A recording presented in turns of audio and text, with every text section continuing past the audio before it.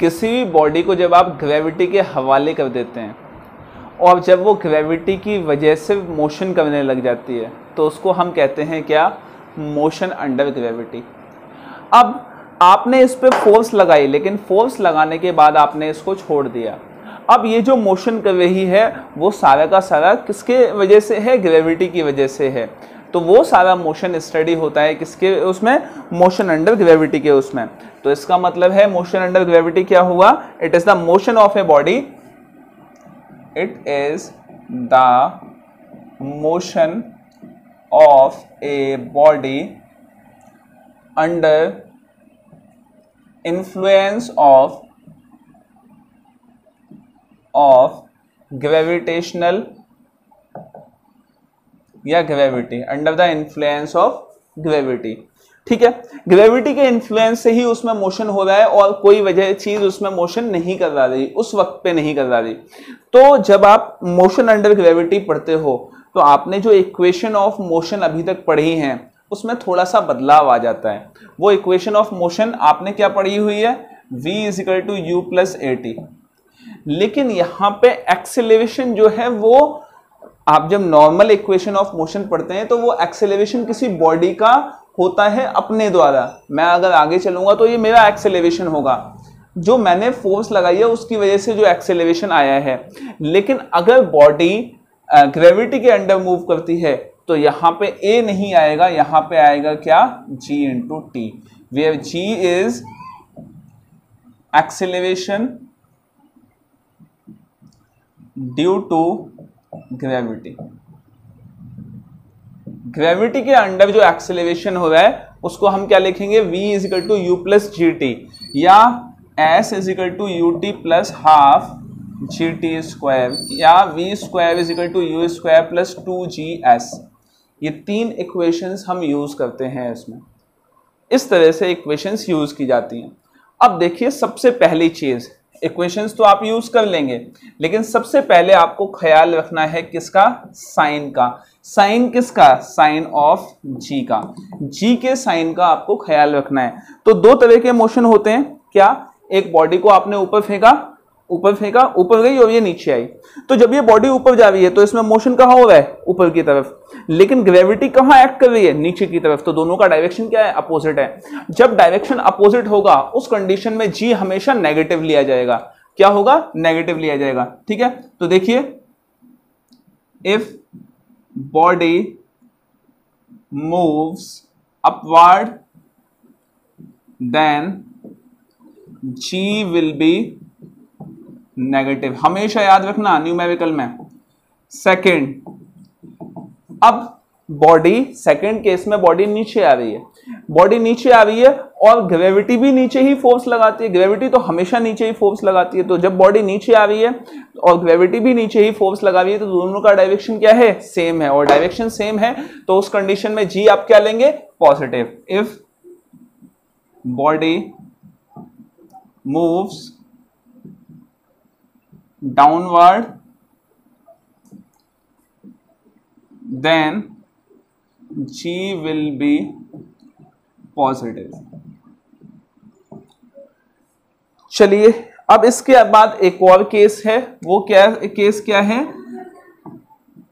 वो केस है dropped and throne, कि बॉडी को ड्रॉप किया गया है या थ्रो किया गया है। देखिए, इसमें क्वेश्चंस कई तरह के आते हैं कि आप एक हाइट पे खड़े हैं, एक बिल्डिंग पे आप खड़े हैं और बिल्डिंग पे खड़े होकर आपने बॉडी को छोड़ दिया, ठीक है, या आपने उसको थ्रो कर दिया। तो दो केसेस होंगे, आपने ड्रॉप किया मतलब आपने इसको सिंपल ड्रॉप कर दिया, और जब आपने इसको थ्रो किया तो आपने इसको फेंका।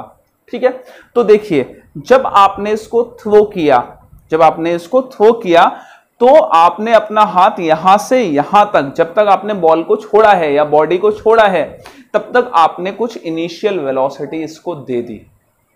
उस कंडीशन में कुछ इनिशियल वेलोसिटी आ जाती है इसके पास। ठीक है, लेकिन जब आप ड्रॉप करते हैं तो ड्रॉप करते वक्त इसके पास कोई इनिशियल वेलोसिटी नहीं होती। ये ग्रेविटी की वजह से अपनी वेलोसिटी बढ़ाती है ये बॉडी। क्या समझ में आ रही है बात आपको?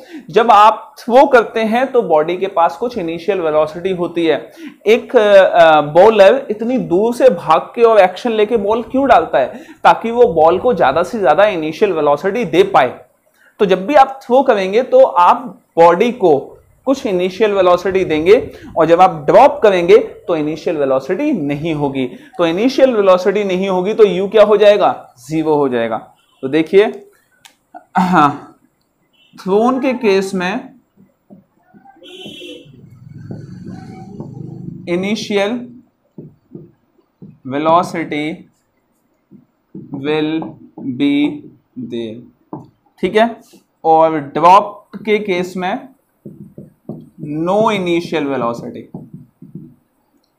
कोई इनिशियल वेलोसिटी नहीं होगी। जहां भी आप देखें ड्रॉप, आप इनिशियल वेलोसिटी 0 कर दीजिए, ठीक है। अब देखिए आगे बढ़ते हैं, कुछ और चीजें भी पढ़ते हैं इसमें।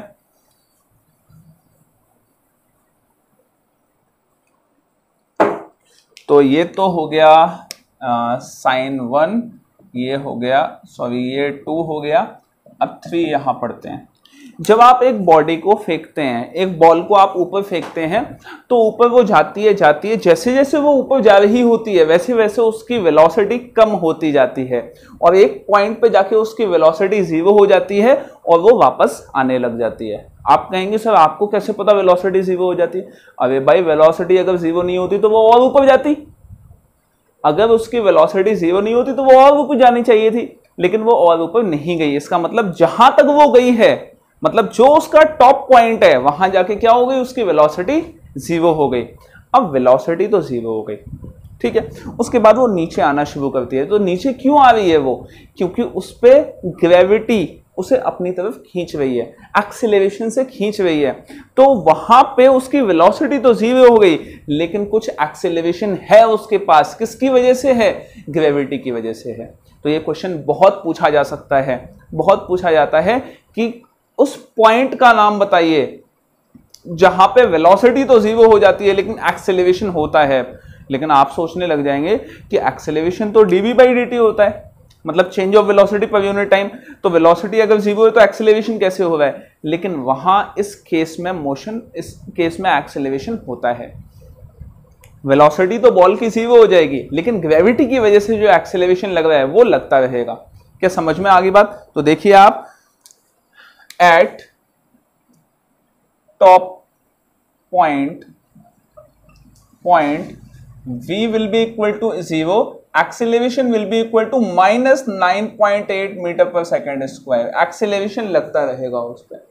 दूसरा नहीं, फोर्थ, आपने किसी बॉल को ऊपर फेंका तो जितना टाइम उसे ऊपर जाने में लगेगा उतना ही टाइम उसको नीचे आने में लगेगा। जहां पे आपने बॉल को फेंका वहीं अगर आपने बॉल को पकड़ा है तो जितना टाइम बॉल को ऊपर जाने में लगेगा उतना ही टाइम बॉल को नीचे आने में लगेगा। इस बात को आप ध्यान रखिएगा, ठीक है। तो same time will be taken during upward and downward motion. Fifth point क्या है कि किसी भी बॉडी को आपने वेलोसिटी दे दी, ठीक है, वेलोसिटी दे दी। फॉर एग्जांपल आप एक बिल्डिंग पे खड़े हैं, बिल्डिंग पे खड़े होकर आपने उस पत्थर को ऊपर फेंक दिया ताकत लगा के। जब आपने उसको फेंका तो इनिशियल वेलोसिटी फॉर एग्जांपल आपने उसको दे दी 10 मीटर पर सेकेंड। वो पत्थर ऊपर गया, ऊपर जाके उसकी वेलोसिटी 0 हो गई, फिर वो नीचे आया। अब नीचे आप तो बिल्डिंग में खड़े हैं, वो नीचे जा सकता है और नीचे जा सकता है। तो जब वो पत्थर ऐसे ऊपर गया और उसके बाद आपके बगल से वो नीचे निकला, तो जितनी वेलोसिटी आपने उस पत्थर को दी थी, उस स्टोन को दी थी आपने, जितनी इनिशियल वेलोसिटी दी थी, वो जब नीचे जा रहा होगा वापस ऊपर आने के बाद, जब वो नीचे जा रहा होगा उतनी ही वेलोसिटी उस स्टोन के पास होगी जितनी आपने उस टाइम पे दी थी। इसके मतलब, कहने का मतलब क्या है कि फॉर एग्जांपल एक स्टोन यहां से यहां गया और यहां से यहां वापस आया, तो जाते वक्त इस पॉइंट पे जितनी वेलोसिटी उसकी होगी, आते वक्त सेम पॉइंट पे, उस पॉइंट पे सेम वेलोसिटी उस स्टोन की होगी। वेलोसिटी में अंतर नहीं होगा। क्या समझ में आ गई बात? जितनी वेलोसिटी जाते वक्त किसी पॉइंट पे होगी, उस पॉइंट पे, उस पर्टिकुलर पॉइंट पे आते वक्त भी उतनी ही वेलोसिटी होगी। ठीक है, तो body will have same velocity at any particular point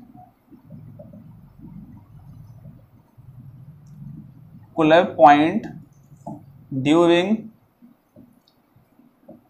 upward and downward motion। ठीक है, तो इन चीजों का आप ध्यान रखिएगा और इसके बेसिस पे क्वेश्चन सॉल्व होंगे। एक क्वेश्चन ले लेते हैं फटाफट। देखिए क्वेश्चन क्या है।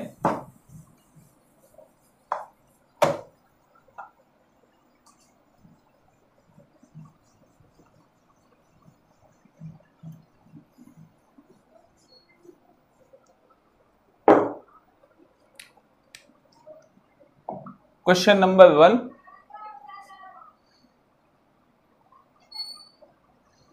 a stone is thrown from a building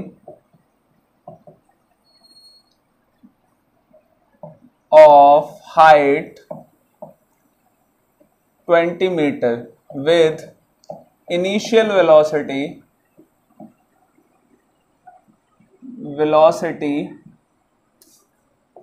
10 metre पर सेकेंड। ठीक है, 10 मीटर पर सेकेंड की आपको इनिशियल वेलोसिटी दे दी। Find time taken, stone is thrown upward, ऊपर फेंका गया। Find the time taken by stone to reach ground. Ground पे पहुंचने के लिए जो टाइम लगेगा वो टाइम आपको निकालना है। तो देखिए वो टाइम कैसे निकल के आएगा। सॉल्यूशन, आप फॉर एग्जांपल इस बिल्डिंग पे खड़े हैं जिसकी हाइट है 20 मीटर। आपने क्या किया, इसको एक स्टोन को initial velocity u is equal to 10 metre पर सेकेंड से ऊपर थ्रो किया। अब ये स्टोन ऊपर जाएगा, ऊपर जाते जाते इसकी वेलोसिटी 0 हो जाएगी और वेलोसिटी 0 होने के बाद ये स्टोन यहां से फिर ये वापस नीचे आएगा। तो यहां से यहां आने में, नीचे आने में जो टाइम लगा है वो टाइम आपको कैलकुलेट करना है। तो देखिए कैसे कैलकुलेट करेंगे इस टाइम को। ये मोशन, ये इसको अगर मैं डिवाइड करूं तो दो पार्ट्स में डिवाइड होगा। एक तो यहां से यहां ऊपर जाने का और एक ऊपर से नीचे आने का। ये दो तरह से डिवाइड होके कंप्लीट सॉल्व हो जाएगा। तो देखिए सॉल्व कैसे होगा। देखिए सबसे पहले आप यहां से यहां तक की टाइम निकाल लीजिए, यहां से यहां तक का कि टाइम कितना लगा। ठीक है, क्योंकि जो टोटल टाइम है वो कितना होगा, यहां से यहां प्लस यहां से यहां, दो तरह का टाइम होगा। तो टाइम निकालिए और फिर इसकी हाइट निकालिए। तो देखिए कैसे निकलेगा। आपने v is equal to u plus g t time लगा दिया। इससे आपके पास v क्या दिया हुआ है, हाँ दिया हुआ है। जब यहां पहुंचेगा तो वेलोसिटी क्या हो जाएगी, 0 हो जाएगी। तो v will be 0, u is equal to 10 metre पर सेकेंड। अच्छा एक चीज, g is equal to, G की वैल्यू आप क्या रखेंगे, g की वैल्यू 10 रख दीजिए। लेकिन मोशन हो रहा है ऊपर और ग्रेविटी लग रही है नीचे, तो माइनस का 10 मीटर पर सेकेंड स्क्वायर। बस पुट कीजिए, आंसर निकालिए। तो देखिए वेलोसिटी हो गई 0, u हो गया 10 माइनस 10 और t आपको निकालना है। चलिए उधर गए तो 10 इज इक्वल टू 10t, तो ये हो गया t is equal to 1 metre पर सेकेंड, सॉरी 1 सेकेंड, हे भगवान, मीटर पर सेकेंड नहीं सेकेंड। चलिए अब आपको इस टाइम्स की हेल्प से, या तो आप टाइम की हेल्प ले लीजिए या आप कैसे भी इसकी यहां से यहां तक की हाइट निकालने की कोशिश कीजिए। हाइट कैसे निकल के आएगी, अब देखिए आपके पास v गिवन है, u गिवन है, g गिवन है, t भी गिवन है। t भी आपके पास आ गया है यहां से यहां तक का। अब आप कैसे निकालेंगे यहां से यहां तक का डिस्टेंस। तो डिस्टेंस के लिए आप फॉर्मूला लगा दीजिए, क्या, v square is equal to u square plus 2as।